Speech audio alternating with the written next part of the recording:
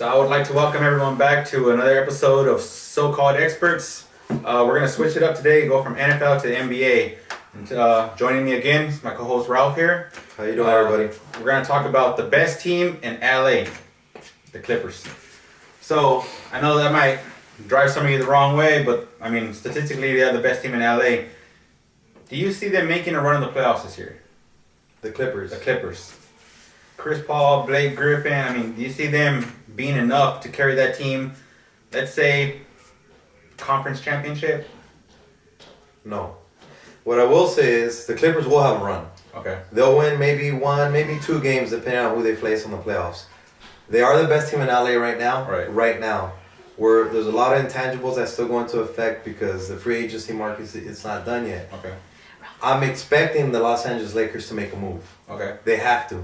Okay. They've already tried trading Lamar Odom in the beginning. That didn't work. They tried with Paul Gasol. That didn't work. So they're interested in making a big move. So what do you think they need to do to get back to being the best team in LA?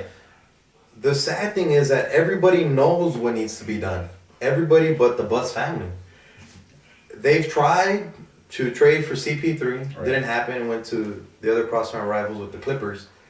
But everyone knows that they need a point guard. They need someone there to go against the faster point guards in their league, like, Westbrook, Right.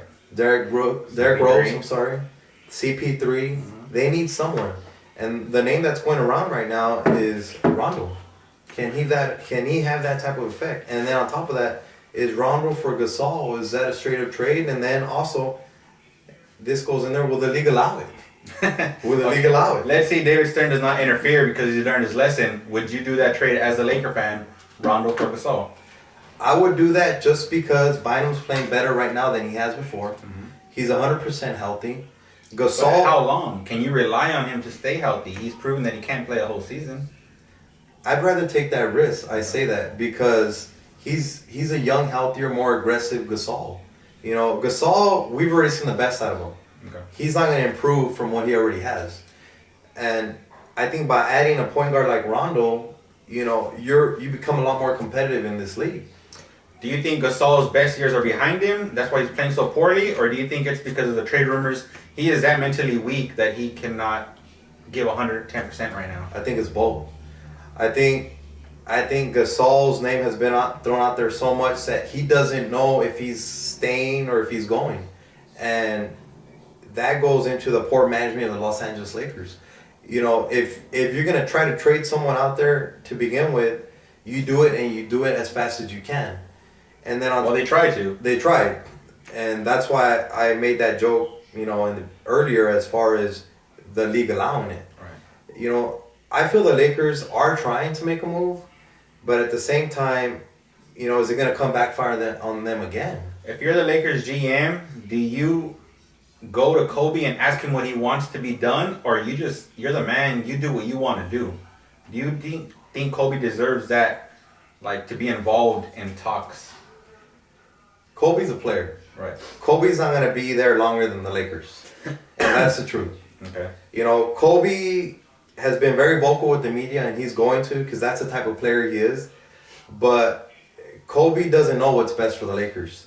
He knows what's the best for them right now. Say Rondo signs a multi-year contract with the Lakers. All right. He's going to be there longer than Kobe is. He will be. And that's the truth. Mm-hmm. We are trying to win. As I'm saying, the Lakers are trying to win. They're competitive. But I don't think you involve a player in personnel decisions, because who knows if it's just about him. But the player's the one in the locker room. He is the one that gets the feel for what the team needs. If he can sense that Gasol is weak, and I think he's trying to hint to the management, get rid of this guy. I think when he said, "Hey, make a move now," he was hinting get rid of him, not keep him and make a move. Get rid of him, and make a move. So I think he needs to be, as a management, you're not involved. You're not Jerry Jones. You're not in the locker room every day. You need to listen to players. I think input can make a difference. I think it does make a difference, and I think his input has already been heard. Like I said, he's been vocal with the media. He's put it out there that, do something with Gasol because immediate action is necessary in order for us to have success in this league. Right. But at the same time, I don't think Kobe's necessarily saying trade Gasol. I think what Kobe's saying is something needs to be done and something needs to be done now. And if not, you need to do a better job. Management needs to do a better job at informing us as players on where we're going from here. All right. So I think Kobe feels out of the loop. Okay.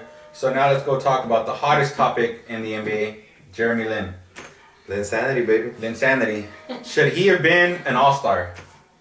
No. No. 6 games is not enough material to give him the All-Star game. It is in football, but not basketball. Okay. We're talking about basketball.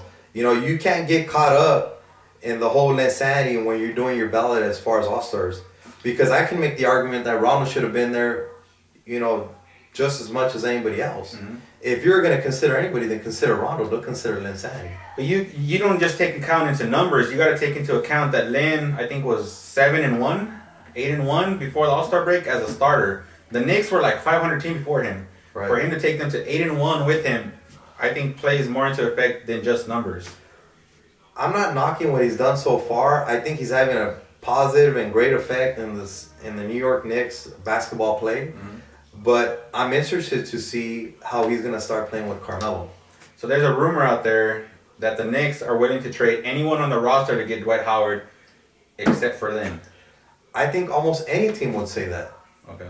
I don't think it's just the Knicks per se. If you look at all the teams that are looking to make moves, I think they would all say that about that one player. I think the Lakers are willing to trade anybody but Kobe just to get Howard. Okay, but now you're putting Lin on that same comparison. Wouldn't you Right. like more likely to hear Carmelo or Stoudemire? The fact that they're saying anybody but Lin, what does that say about him? What all I hear from that is it's a marketing campaign for the Knicks. Okay. I don't hear anything really happening with that. Right. It's a marketing campaign. They're buying into the Linsanity. They're selling it to the fans. Why? Because it gets people in the seats and it creates a buzz. Right now, who wins the West? Who wins the East? Who meets in the championship game? Right now, who wins the West is the Lakers, Okay. pending a move. Pending a move. If no moves are done, There are so many moves that could come into effect. that's true. Say no move is done, Mhm. I go with the Thunder. Okay. The Thunder win it, and they play the Heat in And the finals. they beat the Heat. And the Heat win. And how many? I say the Heat win in 6 games. Okay. Totally agree. Say Thunder, Heat in the championship. Heat in 5 or 6. I don't think the Thunder are quite ready. I think regardless, even if the Lakers make a move, let's say they get Rondo for Gasol, still can't compete with the Thunder. I agree. All right. Well, thank you for joining us again on the NBA version of the show. Any last words? Keep the panties clean and the mind free. With that being said, support your troops. See you guys next time. I love more sports.